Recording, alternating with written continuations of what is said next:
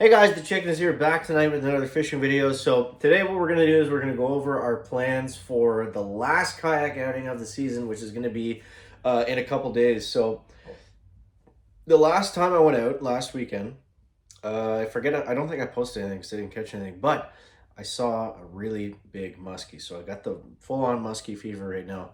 And I'm just going to go over kind of my plan and strategy. I'm going to be going specifically for that fish. In a couple days. So where I was at, he was very shallow, and he was in kind of a bay off of a very large lake system. So I think it makes sense that he wouldn't have moved out of there. We've had roughly the same temperature, and it has been a full moon for the past few days. So I'm thinking he'll still roughly be in that area. So here's the plan. So I got some suckers. So the first setup we've got, I'm going to be bringing 5 rods. We're going all out here. It's the last trip, like I said. So rod number 1, this is my real musky rod. So this rod is literally just for gigantic suckers and live bait fishing. So I've got a steel leader. Attached to that is I have one hook that goes through the nose, and then I've got a single treble hook on the back. I might upgrade that because it's kind of small, the stinger hook. Yeah, I'm gonna the suckers I have aren't huge. They're not like ridiculous like 14-inch musky suckers. They are maybe 8-9 inches, so they're fairly decent size. And for the size of the fish that was there, I think they'll be the perfect size for him. So we're also going to set up another rod. I'm going to switch a couple baits I've got out. So we're just going to do this kind of, live kind of video. So setup number 2. This is my musky casting setup. So we got one of those red October tubes. Now, for whatever reason, this is all I heard about online and from people. It's just I don't know. The tubes were all the craze this year. So I'm hoping that this setup, is able to do it. The only thing is that for the size of the muskie that I've seen, this is a big bait. This is a big bait. So, I mean, if he's super hungry, sure, he might eat it, but I don't know. I've got, you can see the leader. I've got one of those Joe Boucher fluorocarbon leaders on, super heavy duty, connected to a swivel to 80-pound braid. So, I mean, it would have to be a shark to break this setup, but heavy duty, very beefy. I did re-spool this reel the other day because I got a huge backlash in it and had to cut it all off, which was painful because 80-pound braid is not cheap. So there's setup number 2. So those are my 2 musky rods that I'm bringing. Now the rest is going to be basically bass setups. Now what I was contemplating of doing is actually throwing 2 suckers out at the same time, which is technically illegal for where I am, but last outing. So like I said, we're going all out. So that would mean, I think I'll actually do that actually. Now that I'm thinking about it, is I'll leave the whopper plopper tied on, and I'm not going to take that rod. I'll do another sucker setup. And then we'll change out. I'll bring another, so that brings us to what, 1, 2, okay, so I'll bring 4 rods. Kind of changes it up on the fly here. But I'll do another sucker setup on this guy. Okay, so that is going to be, this is more like bass and pike. So, but I mean, braid is so strong. I have full confidence that this will work for us. I'm just gonna figure out the line situation there. Just gonna pull it through. So what happened here was I was trolling a little bit the last time I was out. This was actually the rod that I got bit on, that muskie I was talking about that I did see. So I got bit off on this, or sorry, he bit it, but it was so funny. He kind of floated up to the surface, big fish, right beside the kayak. Floated up to the surface. I had a mimic minnow with a little spinnerbait on top, put it in its mouth, didn't eat it, just spit it out instantly. So, but it was so cool because he was so slow moving. It was just like this big thing just kind of floating up, and I could tell it was a muskie right away. And then just the fact that he was so unbothered by me, so unbothered by the bait, screamed big muskie. So what we're gonna do, let's re-spool this, and we'll just have a little chat while we do this here.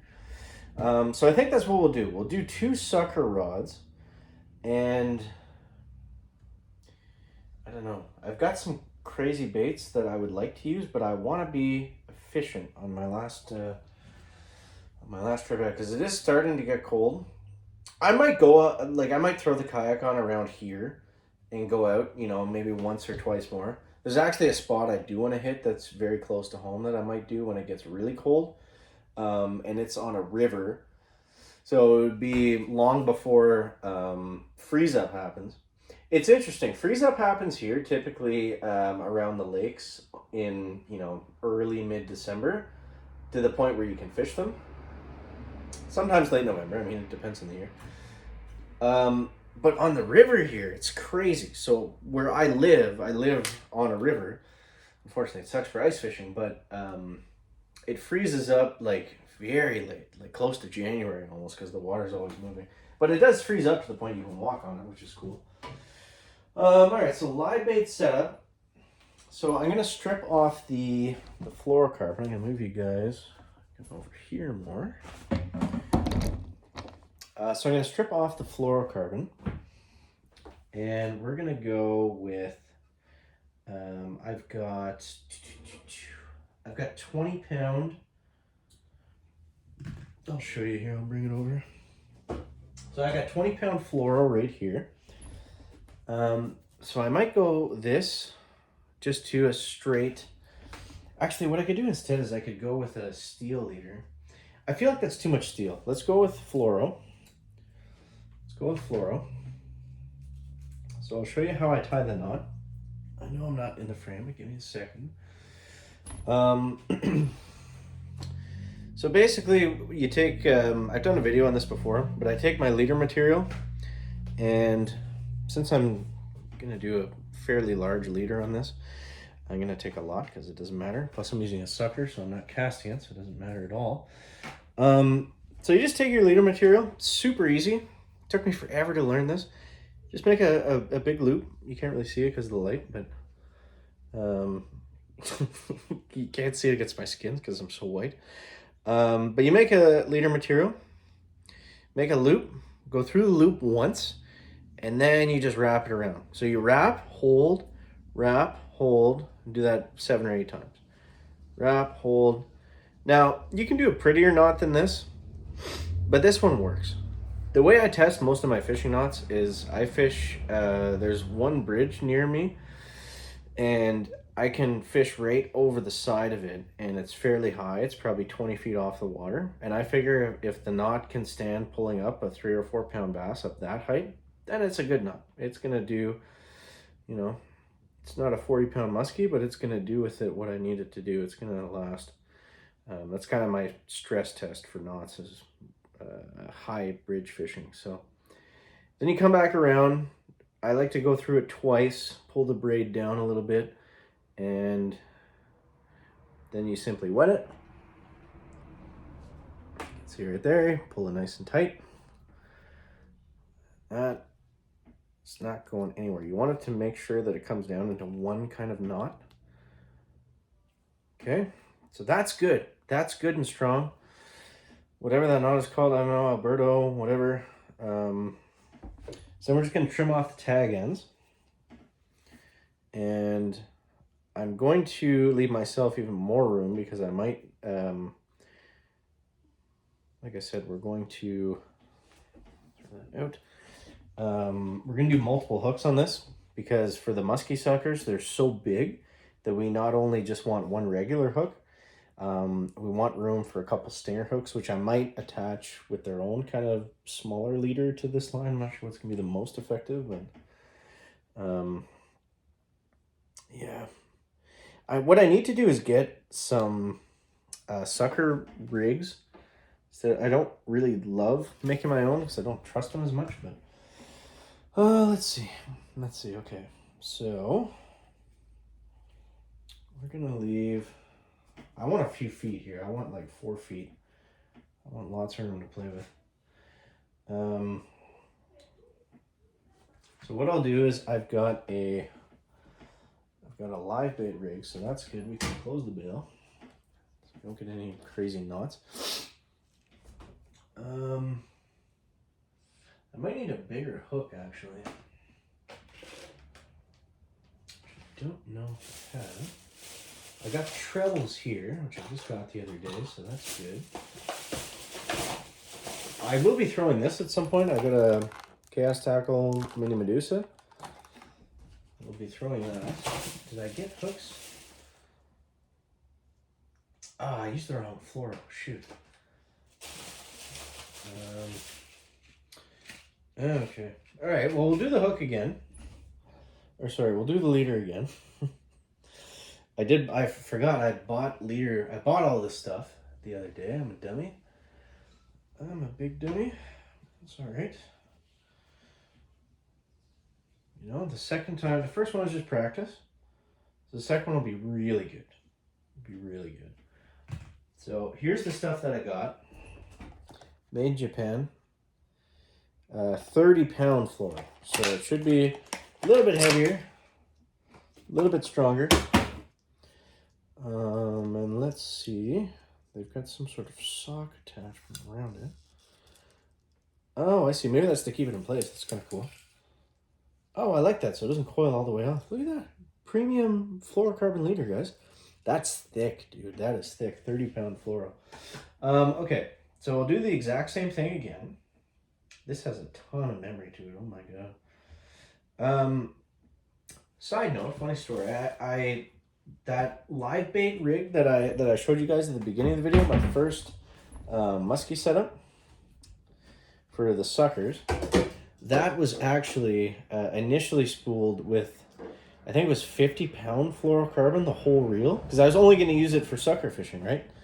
Man, that was a mistake. I'm going to show you guys this as I'm doing it here. Yeah, that was a big mistake because I cast it a few times. No bueno. No bueno. Instantly just backlashed like crazy to the point where I couldn't use it.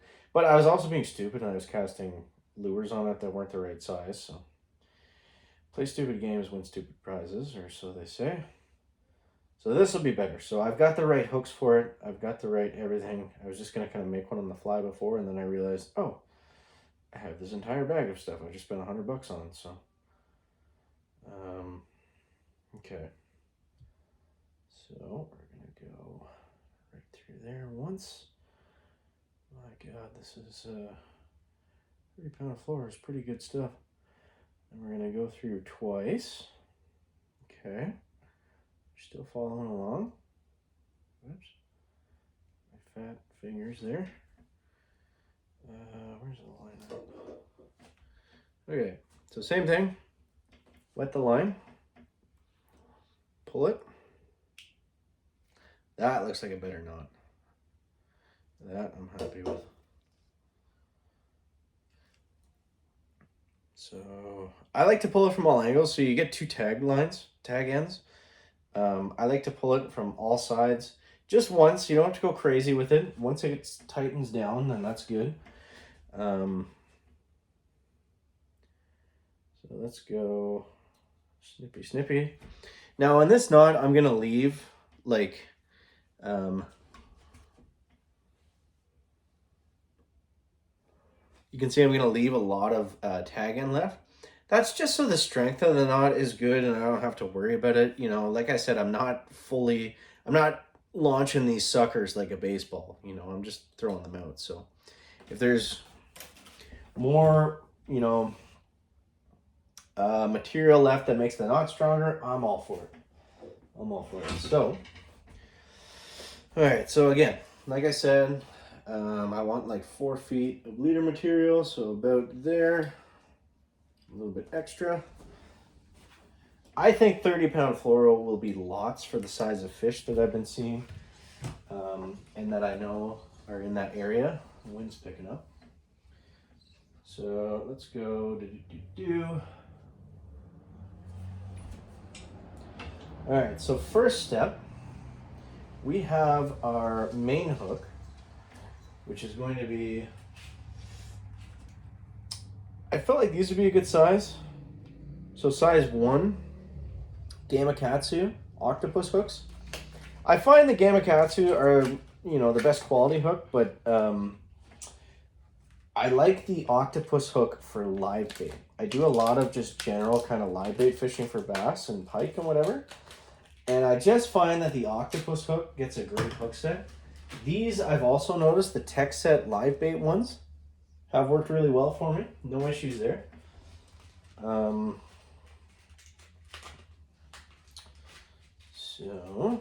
let's pull one of these guys out. Now the only thing with the 30-pound fluoro is for the knot that I like to tie. I don't know if it's going to be able to get through that little hole, but we will see. I like to do a Palomar knot if I can. Really gonna have to pinch this. Sometimes I find if you lick it, it just slips through just enough. Just enough to get her in there.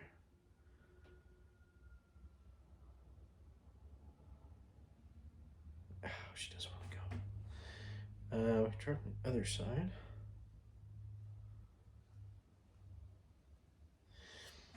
That's the thing with the fluoro too, is once it's in, it's good, but getting in there can be a bit of a bitch sometimes.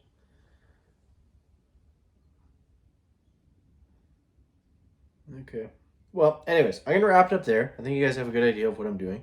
So I will update you what happens either way. So if you want to see more, like, I'm trying to do like raw, like fishing videos, like this is what I've been doing. I don't want to see you watch me mess around with the knot for another 20 minutes, but enjoy the content. Make sure you subscribe, and we'll see you in a few days, hopefully with a huge muskie.